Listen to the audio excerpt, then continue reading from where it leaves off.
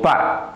Brincadeiras à parte, hoje nós vamos falar sobre paridade de funções. Vamos falar sobre o que são funções pares e o que são funções ímpares. Também são duas definições muito importantes dentro aqui do nosso estudo de funções, duas definições que vai ser bem interessante de vocês guardarem. Aliás, como vocês estão? Tudo bem com vocês hoje?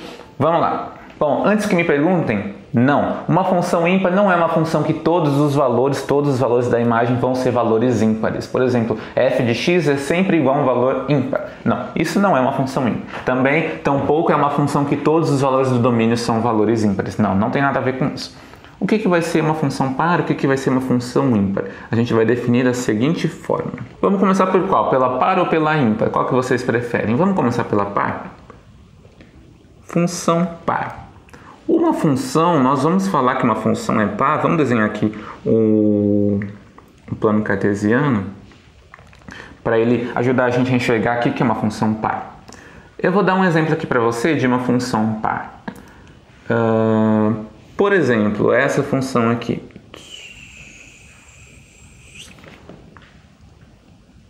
Mais ou menos, não gostei. Por exemplo, essa função aqui. Mais ou menos o que eu queria, tá bom. Essa função, ela tem a seguinte característica. Se eu pegar aqui um valor A, ela vai ter aqui, vai cair aqui nessa altura, essa aqui vai ser o f de A. Agora, se eu pegar o valor menos A, que é o valor aqui simétrico em relação ao eixo Y, olha que interessante, ela vai cair também em f de A, na mesma altura. Então ali a gente tem o seguinte, que a f de A é igual a menos f, é igual a f de menos A. Quando eu pego aqui o valor à direita ou o valor simétrico à esquerda, você está vendo invertido, né? Quando eu pego o valor à direita ou o valor simétrico à esquerda, a imagem desses dois valores vai ser a mesma. E isso é o que vai acontecer com as funções pares. A definição de funções pares é justamente essa. Quando isso acontece, a f de A é igual a f de menos A para todo A pertencente ao domínio dessa função f. Então, essa aqui é a nossa definição. F é uma função par se f de A é igual a f de menos A para todo A pertencente ao domínio de f. Então, nesse exemplo aqui, a gente percebe que a gente tem um gráfico simétrico em relação ao eixo y. Então, ó, gráfico simétrico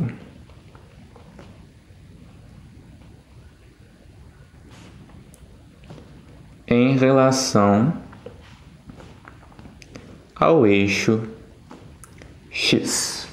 Certo? Então, essa é uma característica bem notável de funções pares. Quando a gente olha para o gráfico de uma função par, ele sempre vai ser simétrico em relação ao eixo x. Então, se eu tivesse aqui uma outra função com um gráfico desse jeito aqui,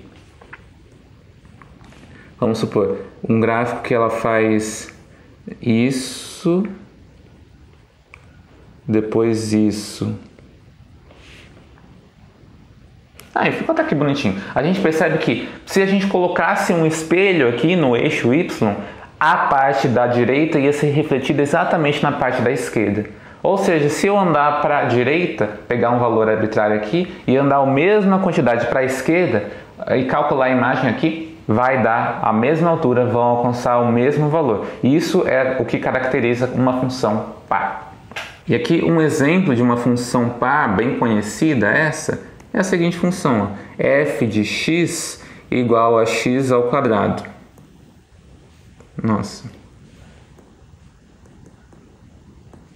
F de x igual a x quadrado. Por que isso é uma função par? Porque se eu pegar o 1, ele é elevado em 1 ao quadrado, que é igual a 1.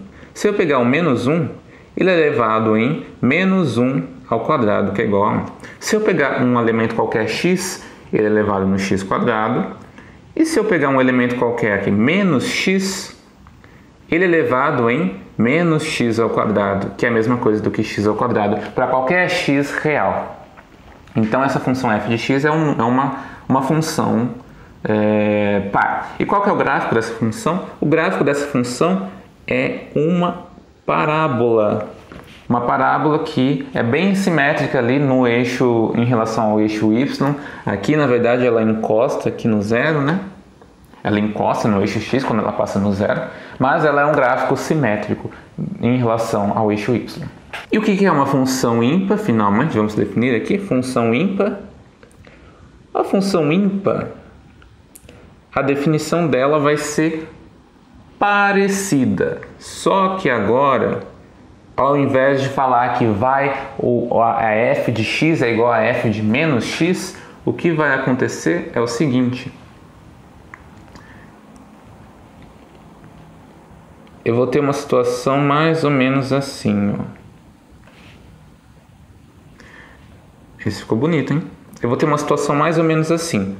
Eu vou pegar aqui um valor arbitrário A, vou pegar aqui a f de A. F de A.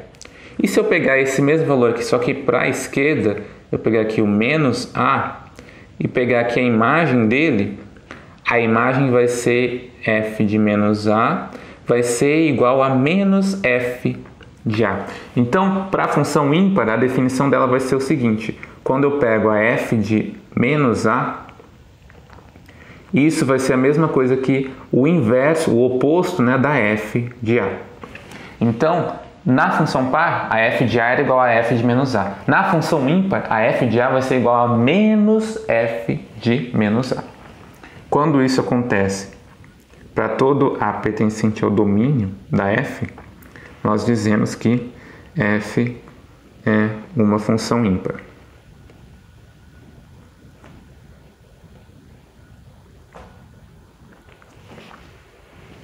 Certo? E isso aqui na função par a gente dizia que o gráfico é simétrico em relação ao eixo x.